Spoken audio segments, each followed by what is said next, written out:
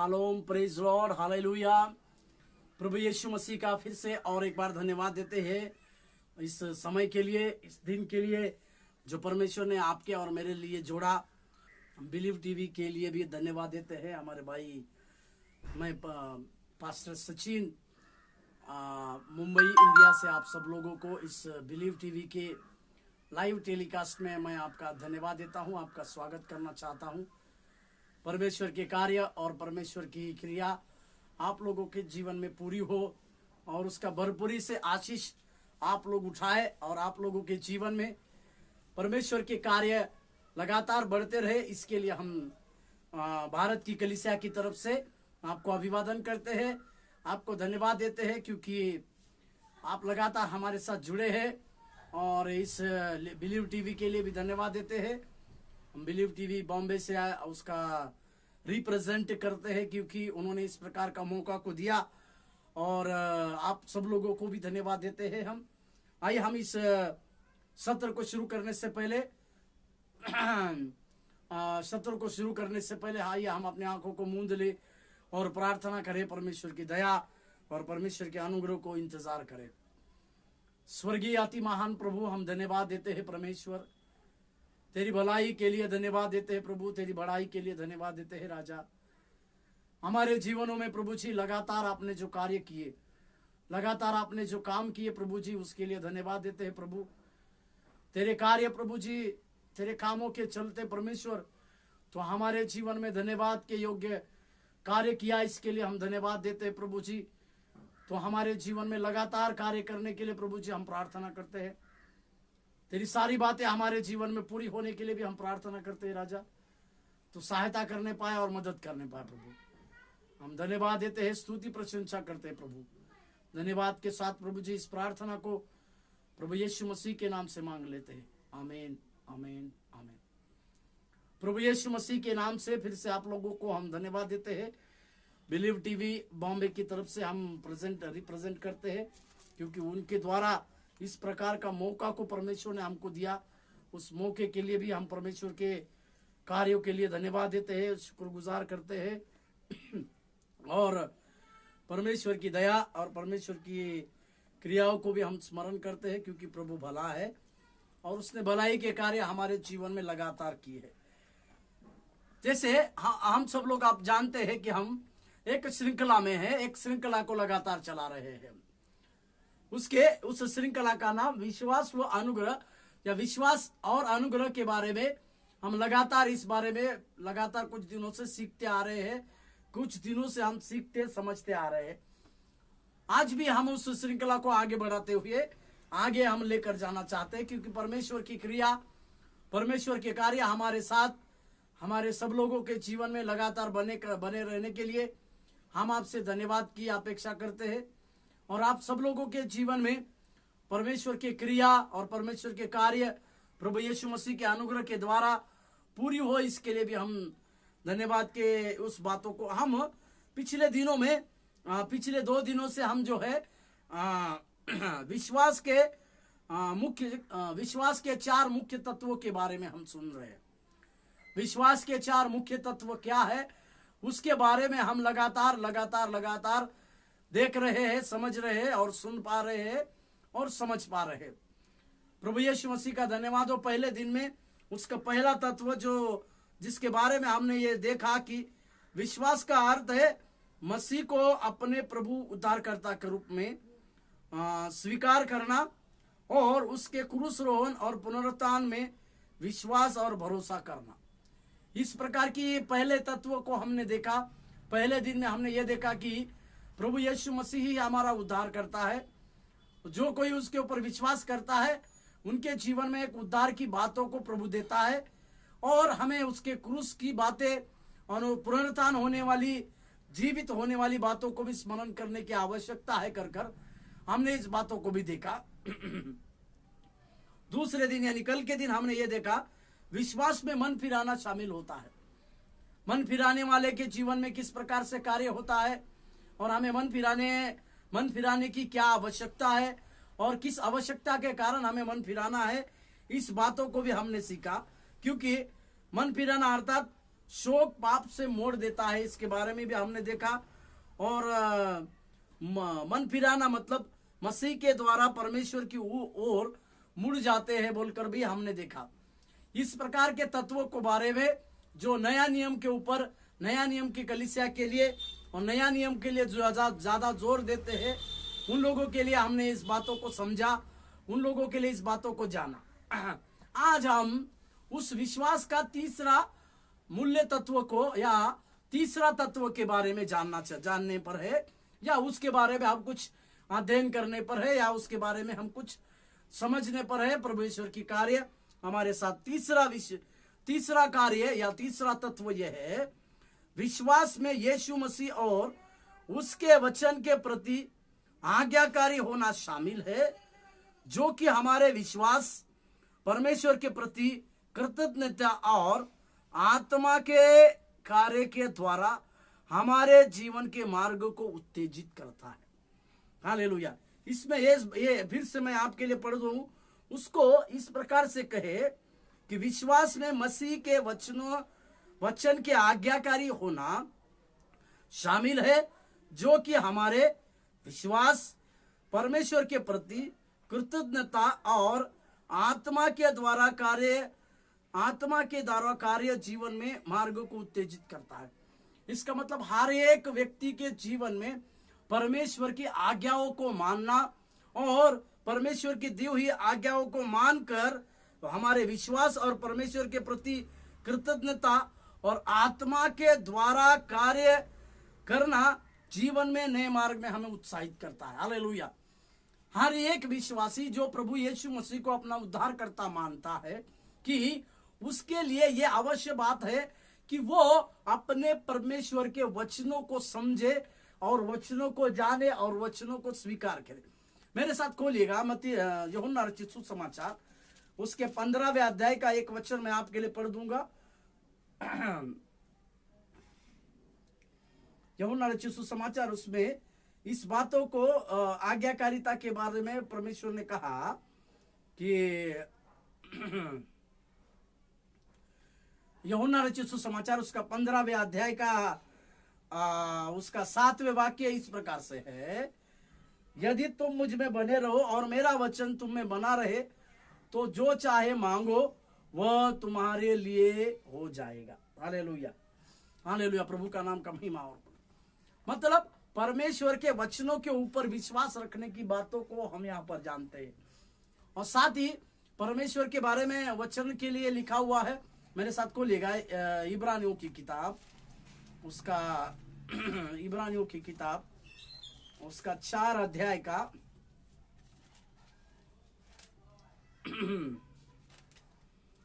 इब्रानियों की किताब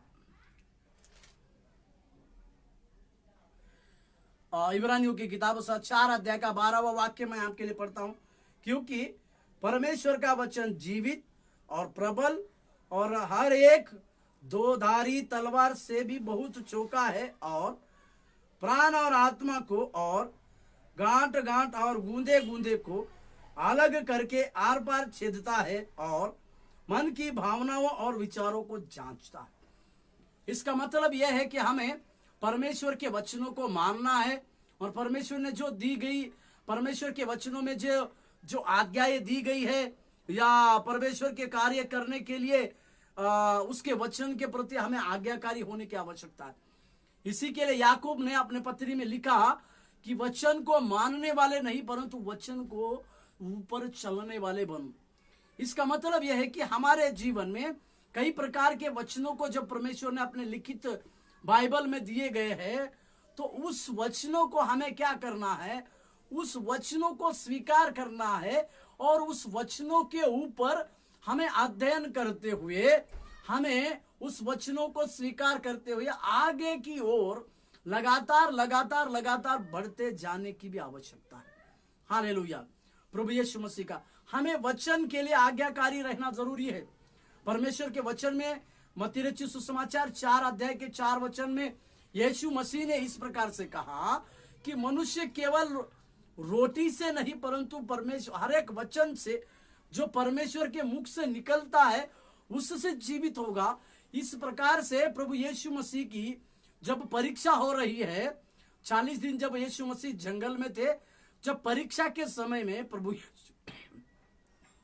प्रभु यीशु मसीह ने परमेश्वर के वचन का आधार लेकर शत्रु की सारी क्रियाओं को नष्ट करने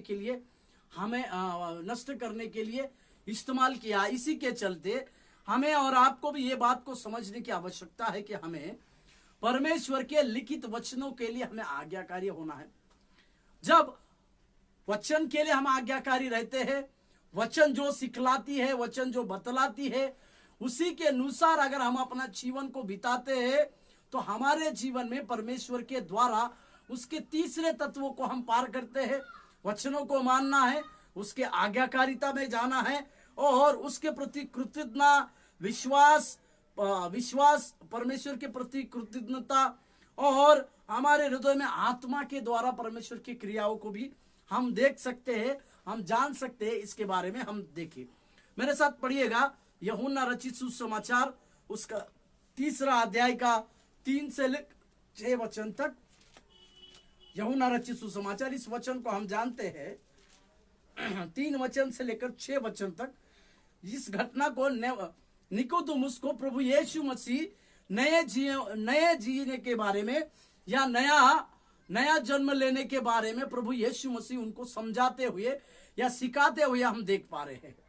तो इसमें यीशु मसीह निकोदेमुस जो है यूहन्ना बपतिस्मा देने वाला का चेला था और यीशु मसीह से वो मिलने के लिए जब छुपके से आया, वो आने के बाद वो हमारे जीवन में वो कार्य करने के लिए और हमारे जीवन में वो इस प्रकार से उसके जीवन में परमेश्वर की शिक्षा और परमेश्वर की क्रियाओं का जो उसके साथ जो काम रहा, उसी के चलते अभी उसके साथ उसको प्रभु यीशु मसीह नए जीवन की बातों को, नया जन्म की बातों को सिखाते हैं। उसी का यह संभाषण है, उसी का यह वार्तालाप है। 3 वचन में प्रभु यीशु मसीह ने कहा, यीशु ने उसको उत्तर दिया, मैं तुझसे सच सच कहता हूं, यदि कोई नए सिरे से ना जन्मे तो परमेश्वर का राज्य नहीं देख सकता। यहां पर यह जो वार्तालाप है, यह परमेश्वर की आज्ञा है। परमेश्वर के वचनों को मानना जिस प्रकार से एक आज्ञा को हम कहते हैं, उसी तरह से नया जन्म लेना भी आप और हम लोगों के लिए यह परमेश्वर की एक आज्ञा है। हालेलुया। मेरे प्रियो, मेरे सेवकों, मेरे आजीजों, इस बात को आप समझने की आवश्यकता है कि यीशु मसीह ने खुद नया जन्म लिया, बपतिस्मा लेकर प्रभु यीशु मसीह ने हमारे और आपके लिए एक आदर्श दिया है कि हमें भी सारी विधियों का पालन करना है, हमें भी यीशु मसीह के नाम से बपतिस्मा लेना है। कि निकोदेमुस के जीवन में प्रभु यीशु मसीह के साथ एक वार्तालाप हो रहा है। उस वार्तालाप होते समय में प्रभु यीशु मसीह उसको नए जन्म की बातों को बता रहे हैं, नए जन्म के बातों को उसको कह रहे हैं। और उस समय में प्रभु यीशु मसीह उसको इस प्रकार से सूचना देते हैं कि परमेश्वर का राज्य नए जन्म से ही देख सकता है बोलकर वो उसको कहते हैं। आपको और हमारे जीवन में इस बात को जानने की आवश्यकता है कि मसीह के सारे वचनों को मानना और मसीह के वचनों के साथ आज्ञाकारिता के साथ रहना, ये आप लोगों के लिए और हमारे लिए एक नए कार्य की बात है। हालेलुया। 5 वचन में, जिस वचन को यूहन्ना रचित सुसमाचार 3 अध्याय का 3 से लेकर 6 वचन तक हम पढ़ रहे हैं, उसी में से 4 वचन में पढ़ रहा हूं। निकोदेमुस ने उससे कहा, मनुष्य जब बूढ़ा हो गया तो कैसे जन्म ले सकता है? क्या वो अपनी माता के गर्भ में दूसरी बार प्रवेश करके जन्म ले सकता है? 5, यीशु ने उत्तर दिया, मैं तुझसे सच सच कहता हूं, जब तक कोई मनुष्य जल और आत्मा से ना जन्मे तो वो परमेश्वर का राज्य न देखेगा, परमेश्वर के राज्य में प्रवेश ना करेगा। 6, क्योंकि जो शरीर से जन्मा है वो शरीर है और जो आत्मा से जन्मा है वो आत्मा है। इस प्रकार से प्रभु यीशु मसीह एक शिक्षा को दे रहे हैं और यह शिक्षा का मतलब यह है कि हमारे लिए परमेश्वर का नए आज्ञा जो है, प्रभु यीशु मसीह की जो आज्ञा हमारे जीवन में दी गई है, उस आज्ञाओं को मानना, उस आज्ञाओं के साथ आज्ञाओं का पालन करना, प्रभु यीशु मसीह के वचनों को ध्यान देना और परमेश्वर के वचनों को हमारे जीवन में स्वीकार करते हुए हमें आगे बढ़ने की भी आवश्यकता है। इस बातों को भी आप और मैं समझने की आवश्यकता है और जानने की भी आवश्यकता है। यहाँ पर निकोदेमुस के परमेश्वर एक आज्ञा को दे रहे हैं कि जो कोई नए सिरे से जन्म नहीं लेता वो परमेश्वर के राज्य में प्रवेश नहीं कर सकता है। इसका मतलब क्या है कि परमेश्वर के वचन को भी मानना है, जो वचन सिखाती है उस वचन को ध्यान करना है, और साथ ही हमें परमेश्वर का आज्ञाकारी भी बनना। यही उस मूल तत्वों को बारे में हम आज आपके साथ सीख रहे हैं। मेरे साथ एक वचन और पढ़िएगा, यूहन्ना 14:15, यूहन्ना रचित सुसमाचार उसका 14 अध्याय और उसका 15वां वाक्य। यूहन्ना रचित सुसमाचार उसका 14 अध्याय और उसका 15वां वाक्य वो इस प्रकार से कहता है, यदि तुम मुझसे प्रेम रखते हो तो मेरी आज्ञाओं को मानोगे। हालेलुया।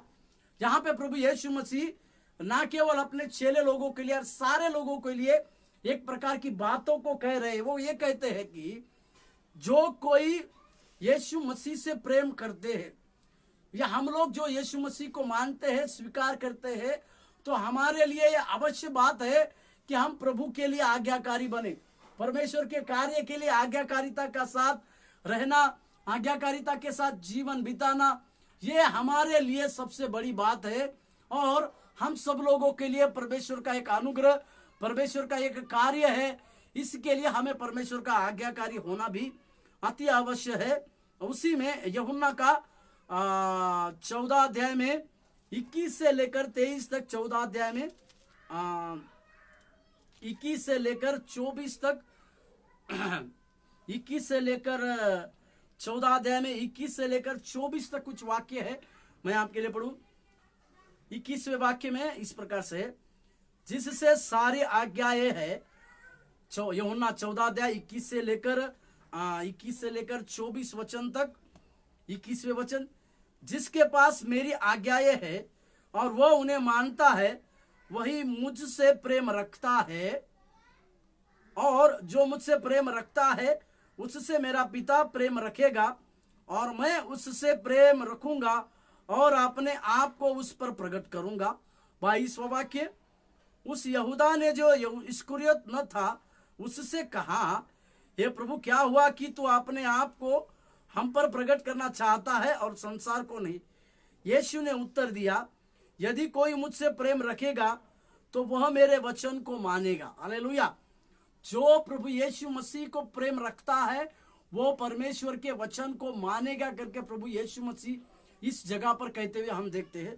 और आगे, और हम उसके पास आएंगे और उसके साथ वास करेंगे। 24, जो मुझसे प्रेम रखता है वह मेरे वचन, जो मुझसे प्रेम नहीं रखता वो मेरे वचन नहीं मानता, और जो वचन तुम सुनते हो वो मेरा नहीं वरन पिता का है जिसने मुझे दिया। यहाँ पे प्रभु यीशु मसीह एक सबसे बड़ी बातों को कहते हुए हम देखते हैं कि जो लोग प्रभु यीशु मसीह से प्रेम रखते हैं, जो लोग प्रभु यीशु मसीह को मानते हैं, उनके प्रेम करते हैं, वो सारे लोगों के अंदर, जो प्रभु यीशु मसीह को प्रेम करने वाले लोगों के अंदर एक प्रकार की बात यह होती है कि वे प्रभु यीशु मसीह को जो प्रेम करते हैं वो प्रभु यीशु मसीह की आज्ञा को मानेंगे। हालेलुया। और जो लोग प्रभु यीशु मसीह की आज्ञा को मानते हैं वही लोग उससे प्रेम करते हैं बोलकर यहाँ पर प्रभु यीशु मसीह हमको इस बात को सिखाते हैं। मेरे साथ और एक वचन को पढ़िएगा, इब्रानियों की किताब उसका 5 अध्याय का 8 और 9। इब्रानियों की किताब उसका 5 अध्याय और 8 और 9 वचन इस प्रकार से है। 8वां वचन वो इस तरह से कहता है, पुत्र होने पर भी उसने दुख उठा उठाकर आज्ञा माननी सीखी और सिद्ध बनकर अपने सब आज्ञा मानने वालों के लिए सदा काल के उद्धार का कारण हो गया। हालेलुया। प्रभु यीशु मसीह भी अपने पिता का एकलौता पुत्र होने के बावजूद उस प्रभु यीशु मसीह ने अंत तक अपने पिता की आज्ञा को पूरी किया। अंत तक वे परमेश्वर की आज्ञा को माने।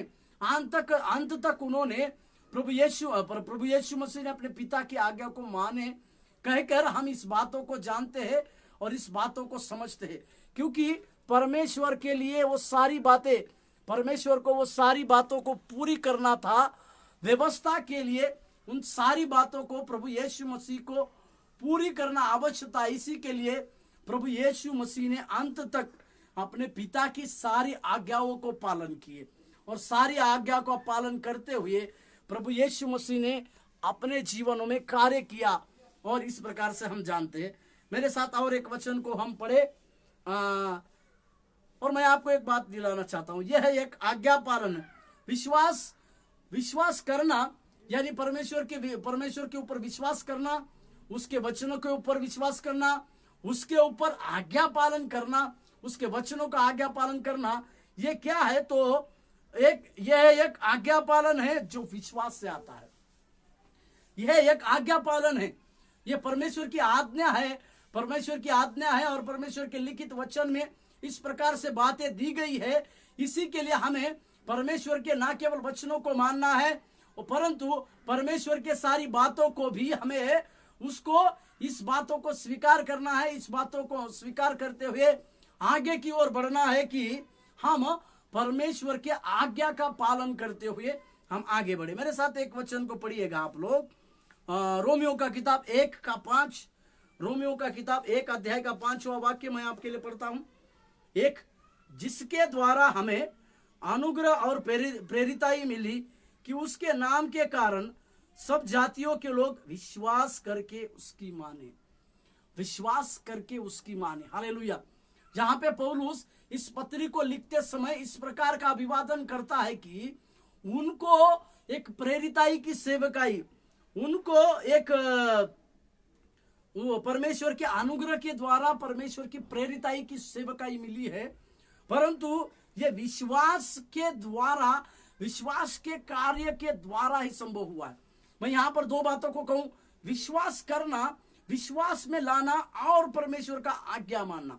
विश्वास करना एक तरफ है और आज्ञा मानना एक तरफ है। यदि परमेश्वर के वचनों में जो जो बातें लिखी है उस वचनों को हम स्वीकार करते हैं और उसी वचनों के अनुसार अपना जीवन व्यतीत करते हैं या आज्ञाकारिता के साथ अपना जीवन को बिताते हैं, तो हमारे और आपके जीवन में परमेश्वर की बहुतायत से कार्य, परमेश्वर की अद्भुत कार्य या परमेश्वर की अद्भुत बातें हमारे साथ पूरी होने की आवश्यकता है या पूरी होने की संभावना है।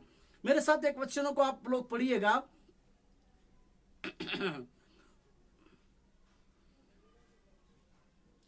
तीतुस का किताब, तीतुस का 3:5 वाक्य, तीतुस का किताब उसका 3रा अध्याय उसका 5वां वाक्य मैं आपके लिए पढ़ देता हूं। तीतुस का किताब उसका 3रा अध्याय और 5वें वाक्य में, तीतुस का किताब 3रा अध्याय 5वें वाक्य में, तो उसने हमारा उद्धार किया और यह धर्म के कामों के कारण नहीं जो हमने आप किए, पर अपनी दया के अनुसार नए जन्म के स्नान और पवित्र आत्मा ने हमें नया बनने के द्वारा। हम जब प्रभु यीशु मसीह में आते हैं, प्रभु यीशु मसीह के ऊपर विश्वास करते हैं, उसके अनुग्रह की बातों को ऊपर विश्वास करते हैं और प्रभु यीशु मसीह ही हमारा उद्धार करता है, प्रभु यीशु मसीह के द्वारा ही हम उद्धार पाते हैं, प्रभु यीशु मसीह के द्वारा ही हमारे जीवन में बड़ी उद्धार आती है। इस प्रकार की बातों को कहने और समझने के बाद दूसरा कदम हमारे जीवन में यह आने की आवश्यकता है कि हमें उसके लिखित वचनों को मानना और स्वीकार करना आवश्यक। शरीर के कामों के लिए परमेश्वर के द्वारा जो वचन दिए हैं उन सारे वचनों को मानना और स्वीकार करना हमें जरूरी है। साथ ही मसीह के वचनों को मानना स्वीकार करने के साथ साथ ही हमें उसके कार्य के लिए आज्ञाकारी रहना आवश्यक है। प्रभु के कार्य के लिए आज्ञा का आखिरी तक जो लोग आज्ञाकारिता का जीवन बिताते हैं उनके जीवनों में परमेश्वर की बहुत बड़ी दया, बहुत बड़े अनुग्रह को हम इसकी बाइबल में देख सकते हैं। मेरे साथ और एक वचन आपको मैं पढ़ना देना चाहूंगा, रोमियो यूहन्ना का किताब उसका 15 अध्याय का 10वें वाक्य को मैं आपको पढ़ना चाहूंगा। 15 अध्याय का 10वें वाक्य में 15:10 वो इस तरह से, यदि तुम मेरी आज्ञाओं को मानोगे तो मेरे प्रेम में बने रहोगे, जैसा कि मैंने अपनी पिता की आज्ञाओं को माना और उसके प्रेम में बना रहा। यहां पर भी प्रभु यीशु मसीह अपने चेलों को एक बात को सिखाते हैं, जो यीशु मसीह का अनुकरण करते हैं, जो यीशु मसीह के ऊपर विश्वास रखते हैं, जैसे मैंने पहले कहा कि जो लोग यीशु मसीह को ऊपर प्रेम करते हुए उसकी आज्ञा को मानते हैं, परंतु यहाँ यीशु मसीह ये कहते हैं कि तुम मेरी आज्ञाओं को मानोगे तो मुझ में, मेरे प्रेम में बने रहोगे। या यहाँ पर इस प्रकार से यीशु मसीह कहते हैं, जो लोग मेरी आज्ञाओं को मानते हैं वे मेरे प्रेम में बने रहते हैं। हालेलुया। यदि आपको और मुझको परमेश्वर के प्रेम में अगर बने रहना है, आपको और मुझको परमेश्वर के कार्य में अगर बने रहना है, तो अवश्य है कि हमें और आपको परमेश्वर के प्रेम के साथ बने रहना है, परमेश्वर के आज्ञाओं के साथ। यदि हम आज्ञाओं को मानेंगे तो परमेश्वर के प्रेम में बने रहेंगे, और उस परमेश्वर के प्रेम में जब हम बने रहेंगे तो उसकी वचनों को हम पालेंगे, उसके वचनों को हम मानेंगे। दूसरा यूहन्ना का किताब 2:6 मैं आपके लिए पढ़ना चाहूंगा। दूसरा यूहन्ना का किताब दूसरा अध्याय दूसरा यूहन्ना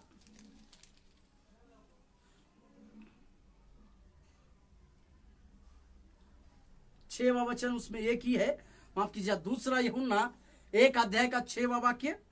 और प्रेम यह है कि हम उसकी आज्ञाओं के अनुसार चले, यह वही आज्ञा है जो तुमने आरंभ से सुनी है, और तुम्हें इस पर चलना भी चाहिए।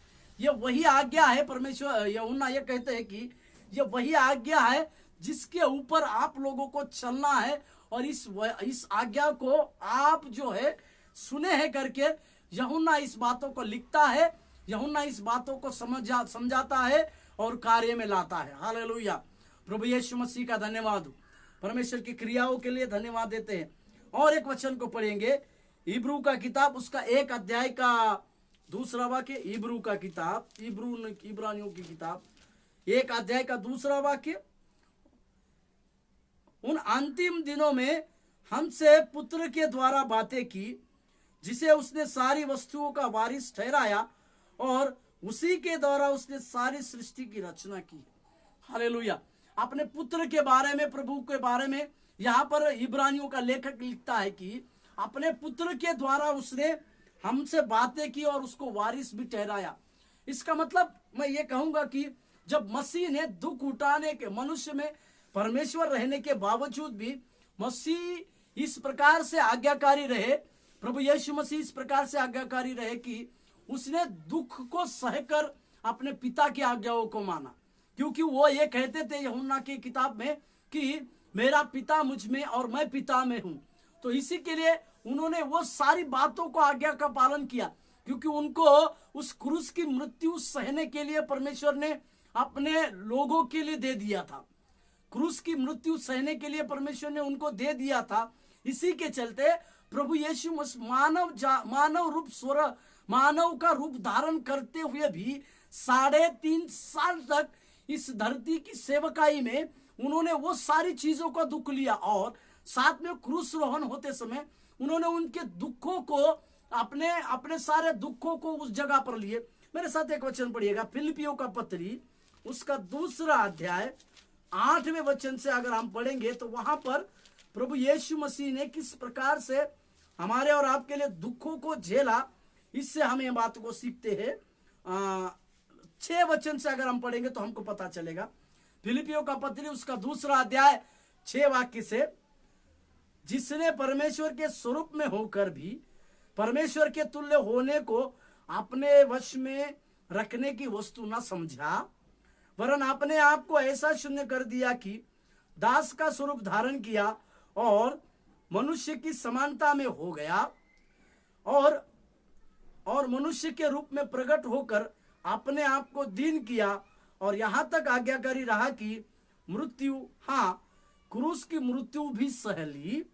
9वें वाक्य, इस कारण परमेश्वर ने उसको अति महान भी किया और उसको वह नाम दिया जो सब नामों में श्रेष्ठ है।